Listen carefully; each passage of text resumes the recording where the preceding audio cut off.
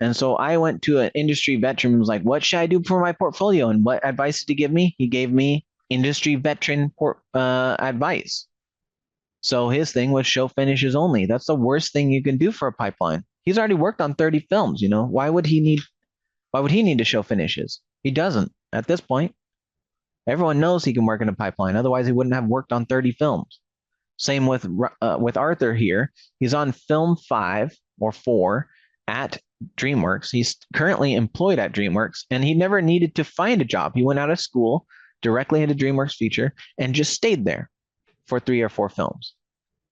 So I went and looked at Arthur's stuff, and Arthur was a mentor of mine. So I asked him, same thing. He gave me the same advice because that's what he did, right? It worked for him.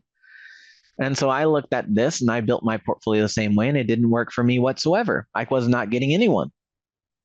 And I talked to a production designer who was also one of my teachers named Mike Humphreys, and he's like, you're not showing any process. How can I trust you in the pipeline?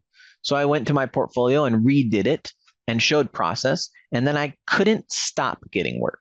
I had so many phone calls once I made that one single change.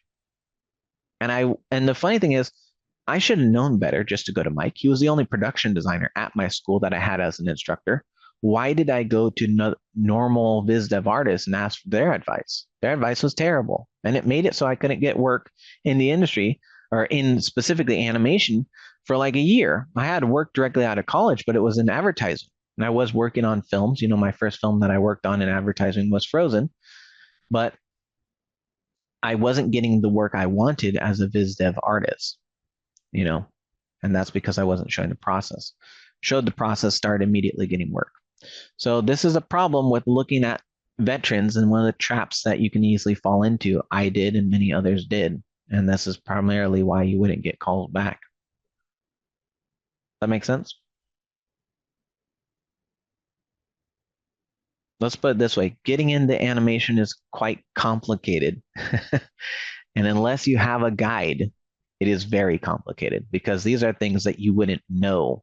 And the saddest part is you're never gonna know, because let's say you apply to a studio and they don't give you a call back. You would ideally like them to call you back, wouldn't you? But they're not going to, because what am I going to say? Like, try and put yourself in my shoes for a second. Hey, I hate your work.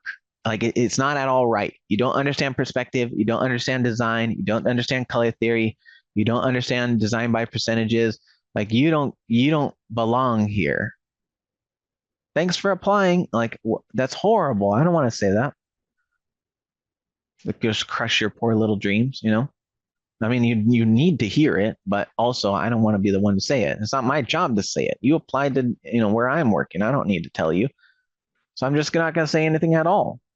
They say, if you have nothing nice to say, don't say anything at all. All right, I'm not going to say anything at all. And you're not going to learn. And that's what happens. And you're basically stuck, you're dying in a vacuum, right? Living in a vacuum is the definition of death, right? So you're living in a mental vacuum, just being sucked dry, just dead inside, and you don't even know it. So you need to find a way to get the correct information from the correct person. And it might be, asking more than one person. You shouldn't ever just have one instructor only. You need a few of them, just so what if they have a better way of explaining something that resonates with you better?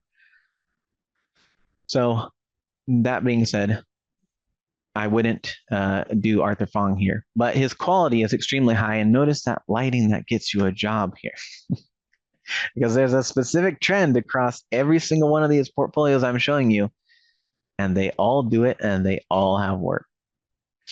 I'll skip Celine's because that one is all TV stuff. And to show you why she didn't get a job, it would require me to paint on top of something, which, if we want to get to that at the end, if we have extra time, then sure, we can do that. But I'll skip Celine for now. I'll show you one or two pieces of hers just so you can see it. But there's a reason that she didn't get a job directly into feature. She got a job directly into Disney TV. And the reason is very obvious if you know about composition and color theory and just how to make an image. But this image is really bad. There's so many mistakes in it. And Same with a lot of her pieces. This one's really, really strong. This is a piece that I would have considered her in feature had I not seen the rest of the portfolio. And sometimes your portfolio is about weeding out the weak. Her portfolio is 24 images, and it would be much better if it was minus one, two, three,